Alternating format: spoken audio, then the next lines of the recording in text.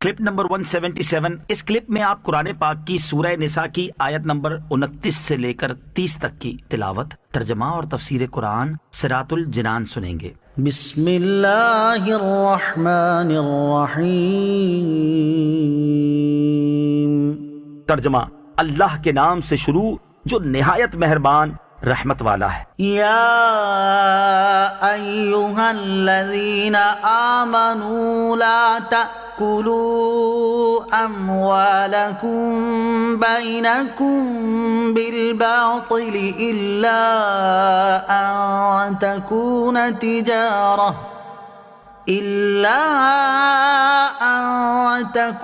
تجارة عن تراض منكم ولا تقتلوا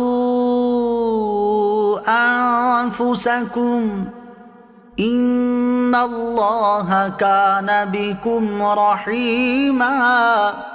ترجمہ، اے ایمان والو، باطل طریقے سے آپس میں ایک دوسرے کے مال نہ کھاؤ، البتہ یہ ہو کہ تمہاری باہمی رضامندی سے تجارت ہو، اور اپنی جانوں کو قتل نہ کرو، بے شک اللہ تم پر مہربان ہے۔ لا تأکلوا اموالکم بینکم بالباطل، باطل طریقے سے آپس میں ایک دوسرے کے مال نہ کھاؤ۔ نکاح کے ذریعے نفس میں تصرف کی وضاحت کے بعد اب مال میں تصرف کا شرعی طریقہ بیان کیا جا رہا ہے۔ اس آیت میں باطل طریقے سے مراد وہ طریقہ ہے جس سے مال حاصل کرنا شریعت نے حرام قرار دیا ہے، جیسے سود، چوری اور جوئے کے ذریعے مال حاصل کرنا، جھوٹی قسم، جھوٹی وکالت، خیانت اور غصب کے ذریعے مال حاصل کرنا، اور گانے بجانے کی اجرت، یہ سب باطل طریقے میں داخل اور حرام ہے۔ یوں ہی اپنا مال باطل طریقے سے کھانا یعنی گناہ اور نافرمانی میں خرچ کرنا بھی اس میں داخل ہے۔ اسی طرح رشوت کا لین دین کرنا، ڈنڈی مار کر سودا بیچنا، ملاوٹ والا مال فروخت کرنا، قرض دبا لینا، ڈاکہ زنی، بھتہ خوری اور پرچیاں بیچ کر ہراساں کر کے مال وصول کرنا بھی اس میں شامل ہے۔ الا ان تکون تجارتا عن تراض منکم، مگر یہ کہ تمہاری باہمی رضامندی سے تجارت ہو، یعنی باہمی رضامندی سے جو تجارت کرو وہ تمہارے لیے حلال ہے۔ باہمی رضامندی کی قید سے معلوم ہوا کہ خرید و فروخت کی وہ تمام صورتیں جن میں فریقین کی رضامندی نہ ہو درست نہیں، جیسے اکثر ضبط شدہ چیزوں کی نیلامی خریدنا کہ اس میں مالک راضی نہیں ہوتا، یوں ہی کسی کی دکان، مکان، زمین یا جائیداد پر جبری قبضہ کر لینا حرام ہے۔ یاد رہے کہ مال کا مالک بننے کے تجارت کے علاوہ اور بھی بہت سے جائز اسباب ہیں، جیسے تحفے کی صورت میں، وصیت یا وراثت میں مال حاصل ہو تو یہ بھی جائز مال ہے۔ تجارت کا بطور خاص اس لیے ذکر کیا گیا کہ یہ مالک بننے کی اختیاری صورت ہے۔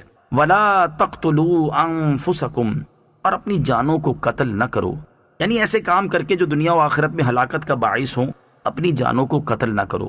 خود کو ہلاک کرنے کی صورتیں، خود کو ہلاک کرنے کی مختلف صورتیں ہیں، ان میں سے 4 صورتیں سماعت کیجیے۔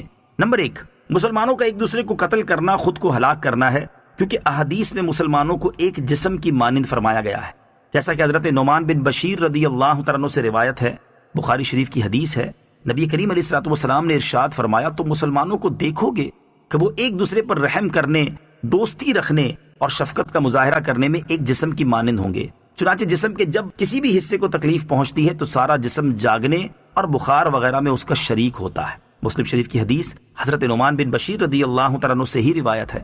رسول کریم علیہ الصلوۃ والسلام نے ارشاد فرمایا، مسلمان باہم ایک شخص کی طرح ہیں، اگر اس کی آنکھ میں تکلیف ہو تو اس کے سارے جسم کو تکلیف ہوتی ہے، اگر اس کے سر میں تکلیف ہو تو اس کے سارے جسم کو تکلیف ہوتی ہے۔ جب مسلمان ایک جسم کی طرح ہیں تو ایک مسلمان کا دوسرے مسلمان کو قتل کرنا ایسا ہی ہے جیسے اس نے خود کو قتل کیا۔ نمبر 2، ایسا کام کرنا جس کی سزا میں اسے قتل کر دیا جائے، جیسے کسی مسلمان کو قتل کرنا، شادی شدہ ہونے کے باوجود زنا کرنا یا مرتد ہونا بھی خود کو ہلاک کرنے کی صورتیں ہیں۔ یاد رہے کہ زنا کرنا اور کسی مسلمان کو ناحق قتل کرنا کبیرہ گناہ ہے۔ زنا کے بارے میں اللہ تعالیٰ ارشاد فرماتا ہے، وَلَا تَقْرَبُوا الزِّنَا إِنَّهُ كَانَ فَاحِشَةً وَسَاءَ سَبِيلًا۔ ترجمہ، اور بدکاری کے پاس نہ جاؤ، بے شک وہ بے حیائی ہے اور بہت ہی برا راستہ ہے۔ اور کسی مسلمان کو ناحق قتل کرنے والے کے بارے میں ارشاد فرماتا ہے، وَمَن يَقْتُلْ مُؤْمِنًا مُتَعَمِّدًا فَجَزَاؤُهُ جَهَنَّمُ خَالِدًا فِيهَا خالدا فيها وغضب الله عليه ولعنه وأعد له عذابا عظيما۔ ترجمہ، اور جو کسی مسلمان کو جان بوجھ کر قتل کر دے تو اس کا بدلہ جہنم ہے، عرصہ دراز تک اس میں رہے گا، اور اللہ نے اس پر غضب کیا اور اس پر لعنت کی اور اس کے لیے بڑا عذاب تیار کر رکھا ہے۔ اور مرتد ہونے والوں کے بارے میں ارشاد فرماتا ہے، ومن يرتدد منكم عن دينه فيمت وهو كافر فأولئك حبطت أعمالهم في الدنيا والآخرة وأولئك أصحاب النار هم فيها خالدون۔ ترجمہ، اور تم میں جو کوئی اپنے دین سے مرتد ہو جائے پھر کافر ہی مر جائے تو ان لوگوں کے تمام اعمال دنیا و آخرت میں برباد ہو گئے اور وہ دوزخ والے ہیں، وہ اس میں ہمیشہ رہیں گے۔ نمبر 3، بخاری شریف کی حدیث، خود کو ہلاک کرنے کی تیسری صورت خودکشی ہے۔ خودکشی بھی حرام ہے۔